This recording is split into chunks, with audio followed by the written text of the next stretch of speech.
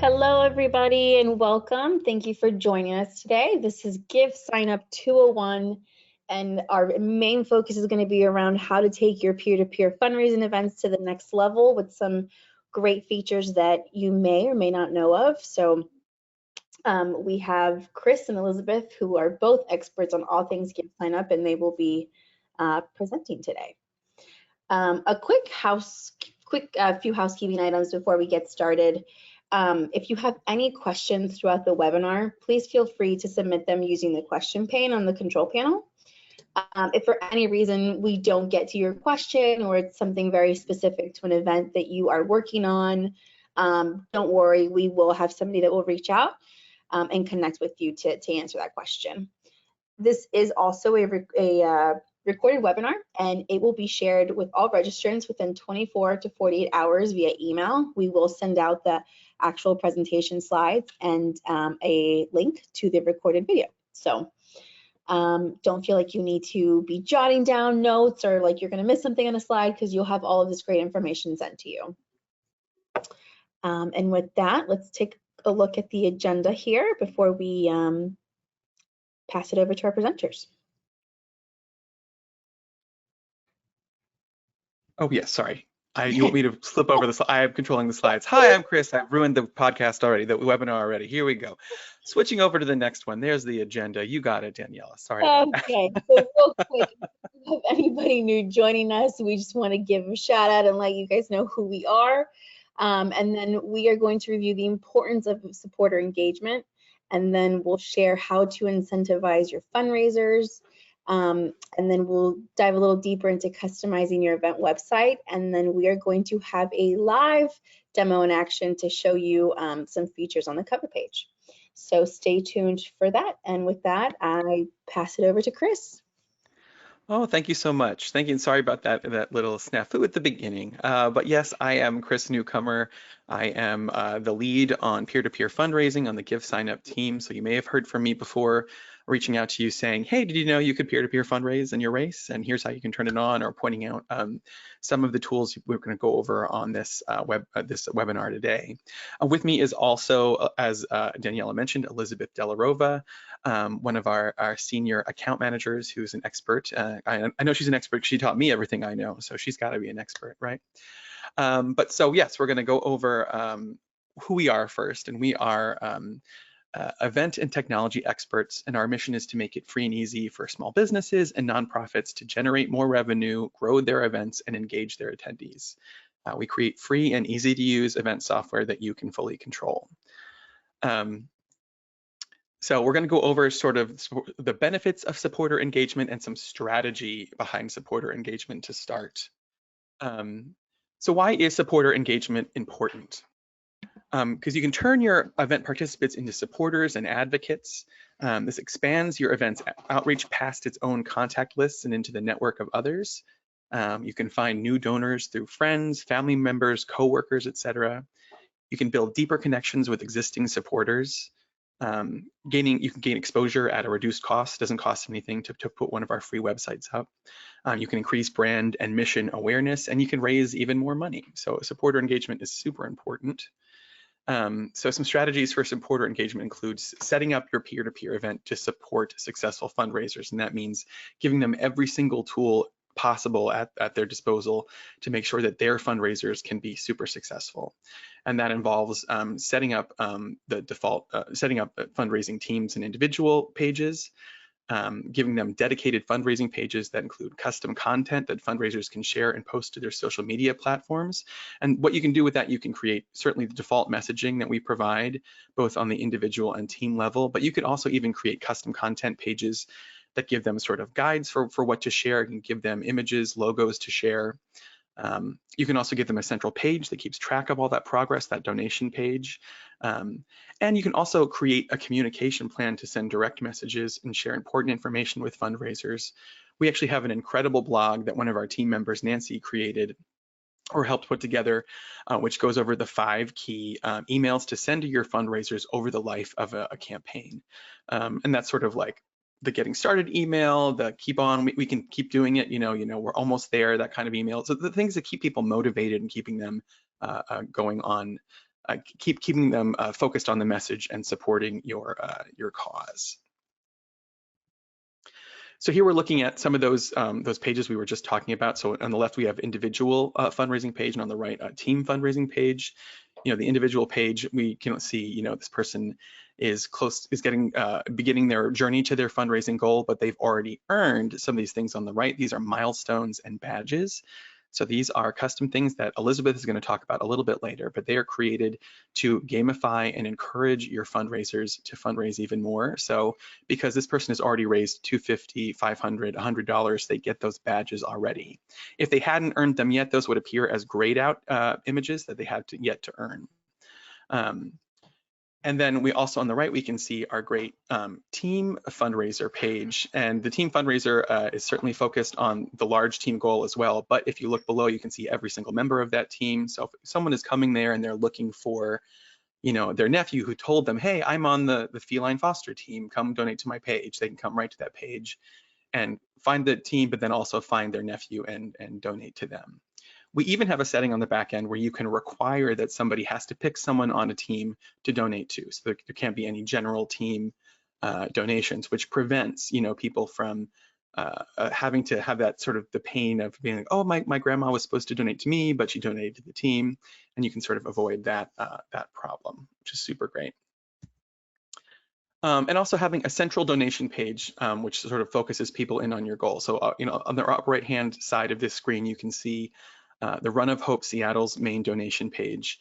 And they've got their incredible donation goal on the upper right-hand corner of that. And they've also got some great direct messaging, you know, thanking people for their support and telling them they've got different fund designations they can choose. You'll also see they have a button for offline payment instructions, and this allows them to make sure that no support is left behind. If they click that button, it will open up and tell people where they can send checks to if they're not comfortable donating to something online. But it's super important to have this sort of centralized message where people can come and see what they're donating to. And then, of course, we can use our great goal thermometer and leaderboard to keep track of process, not just on the donation page, but also on the cover page, which I'll demonstrate a little bit more later. But this is a great handy tool because it automatically pulls the data that's live to the front of the cover page. So we can see live the donation goal, and we can see live who are the top individual fundraisers and who are the top team fundraisers. Not only does it encourage people who have not yet joined to see, oh my goodness, you know, people I know are doing this, or look how many people are involved. It also encourages people who are already participating, if they get a little competitive, which I know I can myself. I don't know about you, but if they do, then this is a great place for them to come and see, oh, okay, well, we've fallen behind that, you know, this team, we've got to get the message out again and reach out to some other folks and get people donating. And now I'm going to let Elizabeth take over on the next few slides. Go ahead, Elizabeth. Yes. So I'm going to talk through some features that we have that allow you to incentivize your supporters to fundraise and to collect donations for you, including milestones and badges, our fundraising refunds feature, and our referral feature as well.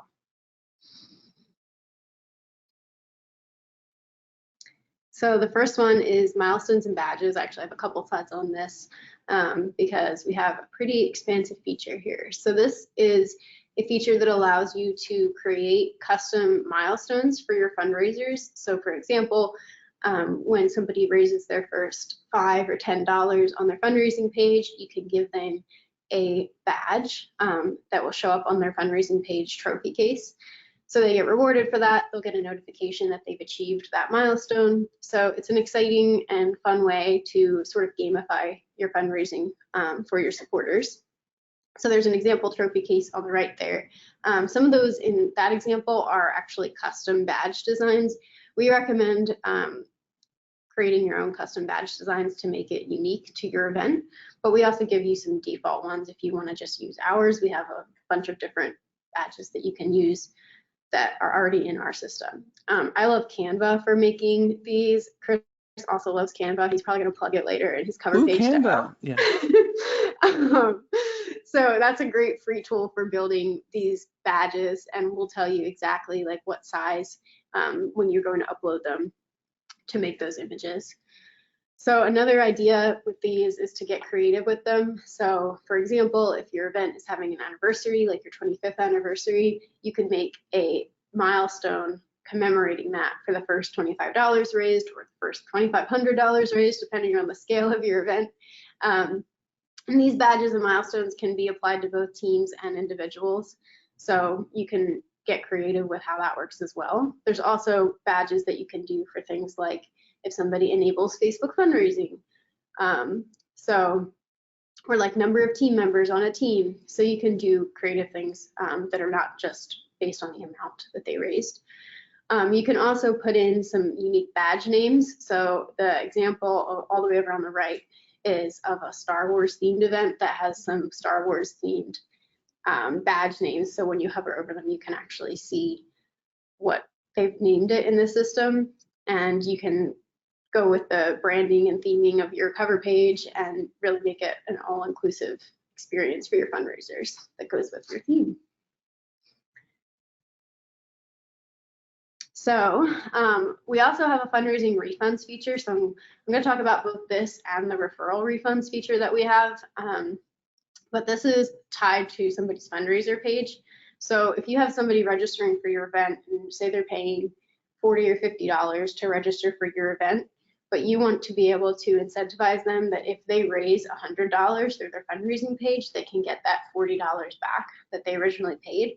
This is a great feature for that. So you can use those milestones that I just talked about and actually set up a milestone for different refund incentives that you've built in, or a swag refund. Some people don't actually want to refund a dollar amount, but they might want to give out a custom hat for the event that you can only get by earning this much money through your fundraising page. It's good to keep these sort of exclusive and unique so that people are incentivized to earn them. But you can get creative and you can use those custom badge images to upload the actual image of the item that they're going to get. The refunds feature is great because you can set a minimum registration balance so it won't refund below that amount. So with my $40 registration example, say you wanted them to be able to get $20 of that registration amount back. So if they raise $100, they get a $20 refund, but you could set a required balance of $20 so that they can't get another refund that would go below that. So you're always going to keep that first $20 that they paid you, but they might get their second $20 back if they raise a certain amount. And you're in charge of those thresholds, and you can change them at any time if you need to. But we do recommend sort of planning out what you're going to do ahead of time and not changing your settings once you have active fundraisers, because for this, if you're doing refunds, things can get hung up if you're changing settings all the time. So you're in control, but figure out your plan before you start fundraising. And then, like I said, refunds are never going to exceed what you allow them to. So whether it's that required balance that you set or just what somebody paid. So if somebody registered with a coupon, so they got in for half off, we're not going to refund more than what they paid. It'll only be up to the amount that they actually paid that could get refunded. So similar type of feature that is related, but that I don't necessarily recommend combining is our referral program. And the reason I say I don't recommend combining this is you can do referrals with the fundraising refunds, but I would not do a referral refund program with a fundraising refund program. You only really want to give people one way to get a refund for their registration, but you also don't want to confuse people. So if you're incentivizing them to raise a lot of money for you, or if you're incentivizing them to bring in a lot of other friends and family that want to support the event, you have to pick which one you want to highlight and go with that one.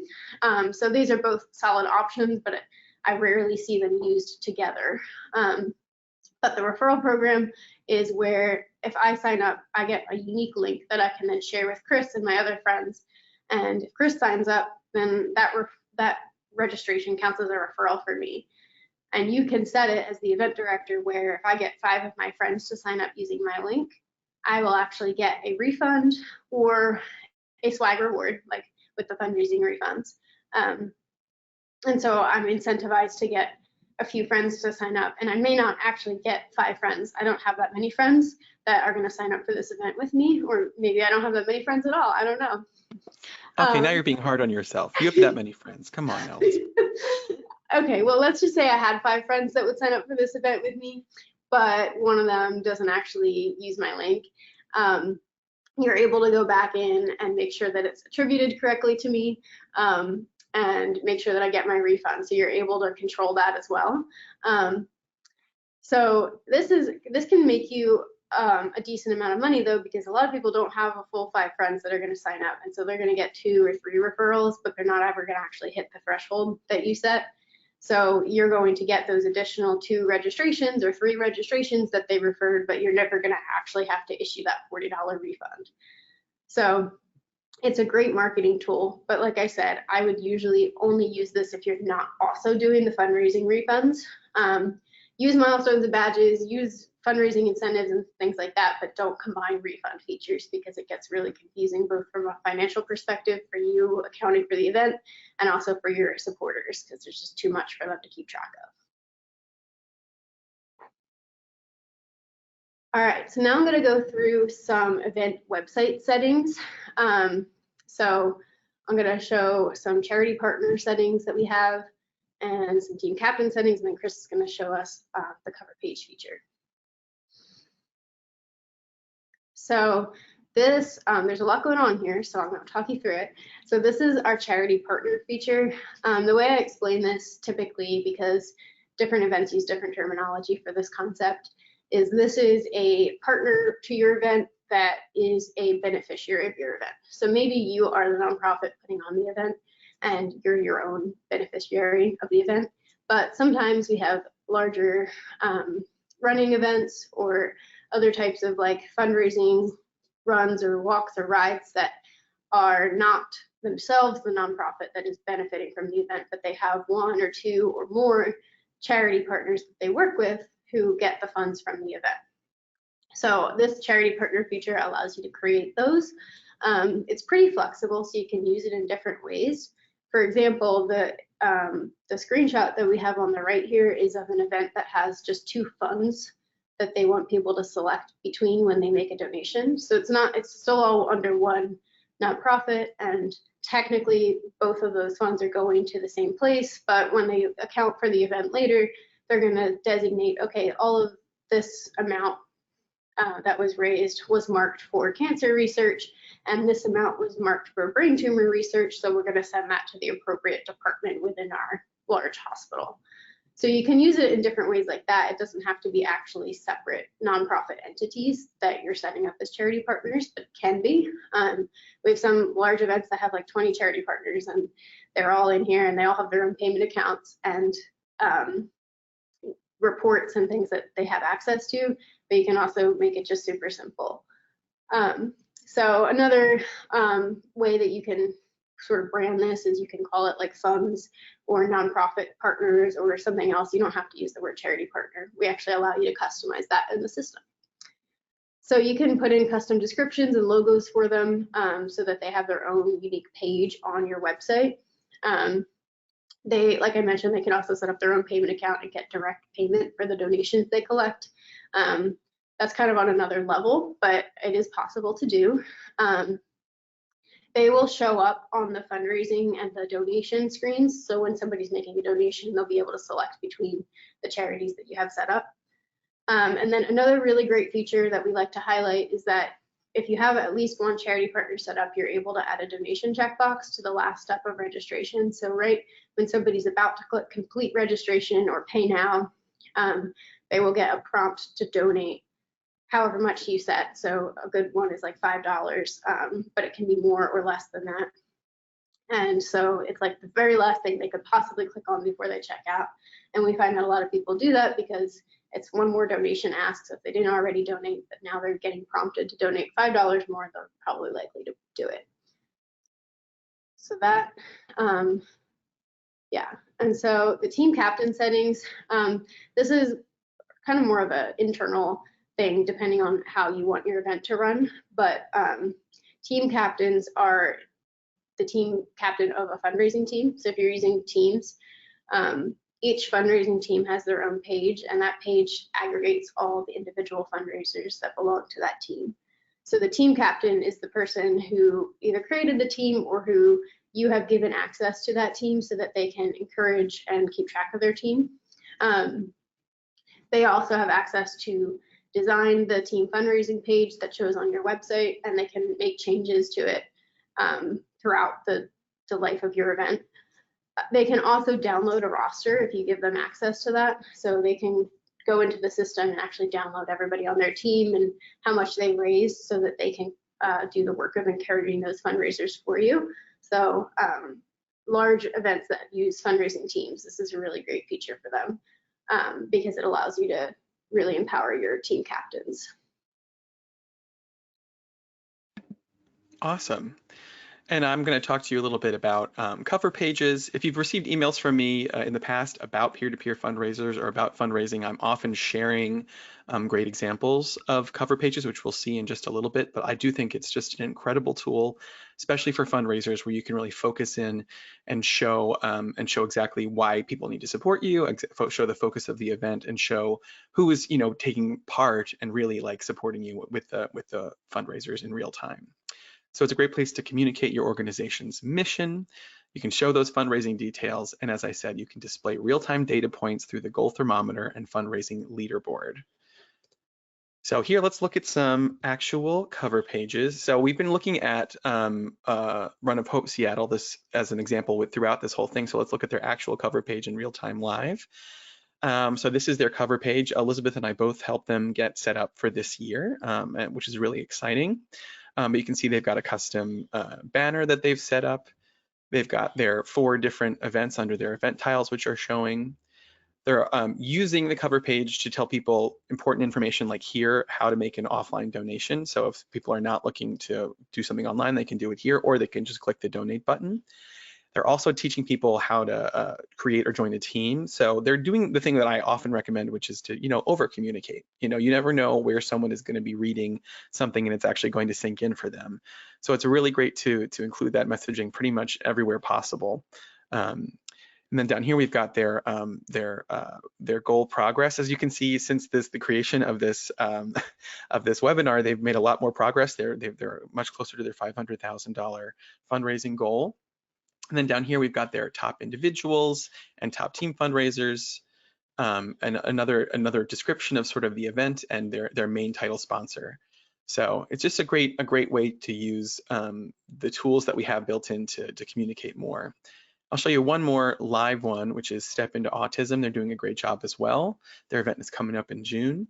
They only have one event tile, but it's front and center as people are able to choose that right away. They've got here a description of why people are joining this fundraiser and what it's all about. The donate button, so they can donate either at the top or right down here. You've got their donation goal thermometer. You can see they're a lot closer to their event date, so they're a lot closer to their goal. They have a link to the volunteer portal. They've used our volunteer portal to create a bunch of volunteer opportunities, so people can click right into here and see if they want to volunteer to help with setup, to tear down and clean up, to concession stand coordinators. So lots of different ways people can volunteer and help. They're also clicking into I guess it's a custom page that's not working. But so this would link to a page if the link was live. They can link to any custom pages they've created. So it seems like they at one point had someone's story linked there. And right here, we've got their top individual and top team fundraisers, and then all their sponsors. Now you're saying, okay, this looks great, but how do I do that? How do I make that happen? Well, you're in luck because I've got my demo site, which I use, and I've just deleted every single thing off the cover page. So we have to rebuild it together. So join me as we update my cover page on PTC's annual 5K and 1K hybrid event. PTC is a fake theater organization, Philadelphia Theater Collective. They're not real. If they're asking you for money, that's me trying to pay off the loan shark who's banging at my door. Don't fall for it. There's no need to fall for that. But so if you're coming straight from just the dashboard, the main page of the dashboard, you can go to race website, and cover page. Or if you're smart, like Elizabeth is, you can circumvent all that and just write cover page right into that menu search, and it'll take you right here. Yeah, work smarter, not hard. Yes, she's very, sometimes I like to be methodical, but Elizabeth likes to just get there and get the job done. So first I want to add a banner. I have the option to add one banner, or I can add 5 banners and create a slideshow. For simplicity's sake, we're just going to add one banner today. So I'm going to click the plus sign. I'm going to name my content, which you have to do each time you create some new content. We're going to call it banner. I'm going to give it a title, and that title is going to be the name of the event, which I'm pulling right from here, PTC's annual 5K and 1K hybrid event. Hitting copy, coming back to the cover page, copying that right in there. I'm not going to add much else, but I am going to add a custom background that I have that I've pre-selected. I could also choose one of the colors from the color scheme I've already chosen for the event, but I want to use a custom image. And so let's go choose that image from here. And here it is, I believe. Let's click that. Yeah, that's the one I wanted. So this is a theater organization. We want to show a theater as part of the event. Clicking upload. And now I can do an overlay color, or I can display this image without cropping. Because I don't have any words on here, I'm going to leave it as is. But if I had created a banner that had its own words built into it, what I would want to do is I would want to display the image without cropping, and I would want to remove the overlay color so that all the hard work I put into creating that image would be shown. So I'm going to hit save on that, and now I've got a banner. And now we've got to add some content pieces. So Elizabeth, what should we add first? Should we add tiles? What would you like to see first on a cover page? I think we should put the event tiles up toward the top, because especially when people are on their phones, it's important to have that up near where they can find it. I totally agree. So let's just write tiles. I'm going to click here, and this is, I can choose a data point. Now I can choose from the data point. I'm going to pick, and I'm going to choose event tiles. We're going to be choosing this data point data type a lot, because we're going to add in sponsors, top fundraisers, and the donation goal thermometer. But for right now, we're going to start with the event tiles. Now, Elizabeth, do you like this background color, or do you prefer a different one? I kind of hate it. I think you should go darker. Okay, how about this one? Sure, that works. Okay, great, perfect.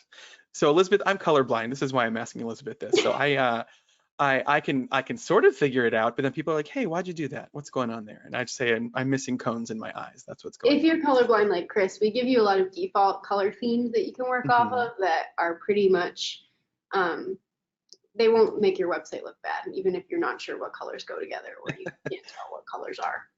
That's exactly right. So let's add a couple more data points. Let's add in, we've got the event tiles that are there. Let's add in the donation goal thermometer so people can see.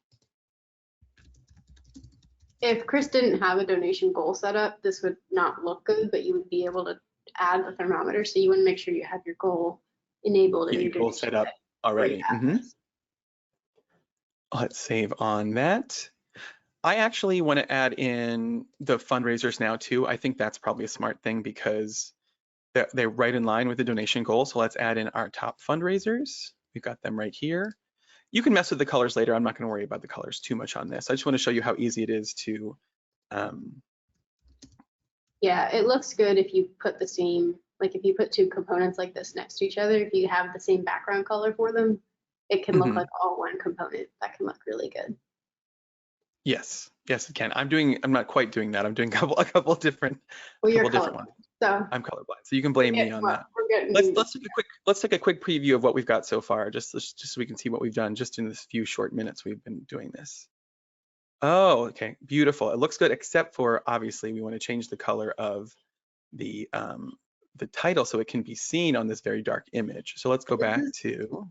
This is a critical step in building your cover page. Is as you add things, you obsessively click out and like look at it and see if it looks. And then you suddenly have 8 million things out there. Yes, exactly right. So a good workaround for that, Chris, is you can take your, well, you can do it that way. But if you ever wanted to change the font color to a color that isn't one of your theme colors, is you can actually put your text that you want on top of the image in the rich text description rather than as a header. And change it up here. Yeah, but so you can just change the font color. Like in this case, you can. I think for now, since it's simple, and I can just switch this to white like that. Yep. And hit save. That should do it. And now let's obsessively check and make sure. And there it is, PTC's annual and 1K hybrid event. So these are the basics we've got. Really, we threw that together very quickly, but there's two more things I want to add. I want to add some videos. So I'm actually going to add 2 columns of videos because I have 2 different events that this fake organization has done that we want to also show that we've done. So I chose the YouTube ID, the YouTube video from the data type option, and I'm going to pull one of those. I've got it right here. So let's copy that and come That's back. just the last part of the YouTube URL. Correct. But if you That's have the all that I full- need. Yep. I'm pretty sure it'll strip it down. So if you just Yeah, you can put the whole thing in there, or you can just have exactly as Elizabeth said, just the last part of the YouTube ID. And I'm going to do one more of those. So with the 2 columns like Chris is doing here, they'll stack if I'm on my phone. So rather than them showing side by side like they do on Chris's desktop, when I'm on my phone, I'll just have one on top of the other. So that's something to keep in mind when you're building one of these, is if you want that to happen on people's phones, or if you want it to just be a single wide component. That's exactly right. I'm going to add one more thing, which is just our swag that can be earned. So I'm going to give some information about the swag that we can earn, and then that image on the right side. So over here, we're going to put in just a regular background that's going to be good for having some data written on it. And then we're going to put in a description right here. And I have the description right here all ready to go. Hit copy. I'm going to come back over here and put that in here. And I'm going to use rich text actually. If you have a long piece of text like Chris does here, you're going to want to turn on rich text so that you can fit it. Right. Because we allow you to have more characters with that. Yeah, and then I can do things like I can bold it, I can increase the font size of some things, but that's good for right now. And then I'm going to add in the image of that swag that people can earn right here. The t-shirt. Wonderful. Hit upload on that. I was able to sort of crop and move it around so it can be seen. Then I'm going to hit save on that. And I think that's good for right now for what we've done. Let's see what this, let's turn on the cover page. Let's be bold and see what it looks like now when I click view website. So we've got our banner, we've got our event tiles, our donation goal thermometer, our teams, the 2 videos that just pop right out but keep us right on the page of me pretending to be the artistic director of this fake organization, really taking it pretty far. And then also over here we can see that info I put in about the swag, and then also the shirt that can be earned. So just in 5 essential minutes, we were able to put together a really nice cover page, just with the data points we had. And I think that about brings us to the end of this this wonderful webinar. Does anybody has anyone put any questions in? Anyone have anything they want to ask us? They can put it into the questions box, and we'll answer it there. I have a few questions that have come up, so I'm seeing a few related things, so I'm going to kind of group this and make this part 1, part 2 of this question. So someone is asking, they wanted to know if the information presented on this webinar applies for peer-to-peer fundraising, I guess, techniques that would be used on RunSignup as well. Yeah, that's the great thing. So basically, GiveSignup and RunSignup, we're the same company, and GiveSignup is the focus of peer-to-peer fundraising tools that already live within your RunSignup event. So absolutely, this applies to your RunSignup peer-to-peer fundraiser. Got it. Awesome. And then I guess part 2 of that question, to take it a step further, would be, so how does this truly differ? How does GiveSignup differ from RunSignup in the wizard setup and anything? Yeah, so it is the same. So GiveSignup has taken we've now focused GiveSignup in the past year to be just the peer-to-peer fundraising tools. So in a lot of ways, it's not necessarily different from RunSignup, but it's the focus of those tools within RunSignup. So it's just sort of that smaller focus in on peer-to-peer fundraising. So they're not necessarily different, just a different focus. Yeah, so if you want to create one of these events, you would go to either givesignup.org and click on create event, or you could go to runsignup.com and create an event there. And either way, you would have access to all the tools that we showed today for fundraising events. Awesome. I have a few other questions that have come in that are a bit specific to events and asking for very specific examples of other kinds of events they would like to see. So for those, we're going to reach back out to you and kind of connect with you with someone that can walk you through that. But I'll leave Q&A open for another minute or two here in case anybody else wants to ask something while we have our two experts here. Chris is going to sing and dance while we wait for people to put in their questions. So. Oh man, no, I didn't get paid. That's extra. That's not. I'm in the union. I can't give it away for free, unfortunately. So you know. Okay, so we do have one more question. Can you explain the difference between groups and teams? Yeah, so we have two different sets of tools for that within RunSignup. We've got social groups and teams, and that's for events that are focusing on getting people together, maybe families or groups that want to sign up en masse to participate in person at an event to get out and connect. And then we have fundraising teams, which are set up to do just that, to fundraise, to focus on that fundraising goal. So if you have an event that's really all about the fundraising and raising money, we suggest you only have fundraising teams turned on. But if you have an event that's more sort of open and more about the community experience, then maybe social groups and teams might be good for you. But we don't recommend necessarily having them both turned on at the same time. Yeah, only in very rare cases. Very rare cases. You have to be pretty special for Chris or I to be like, use both. Okay, so I think this could be something that we can dig into deeper, but I think this is a good one, a good question, just because I have also seen events that have used RunSignup, TicketSignup, and GiveSignup. So let me read this one out loud. I think it would be good for the group to hear. The question is, our organization has used RunSignup for our 5K and TicketSignup for some events. We're looking to use GiveSignup for peer-to-peer fundraising for one of our programs, but we do not sell tickets. How can this be set up?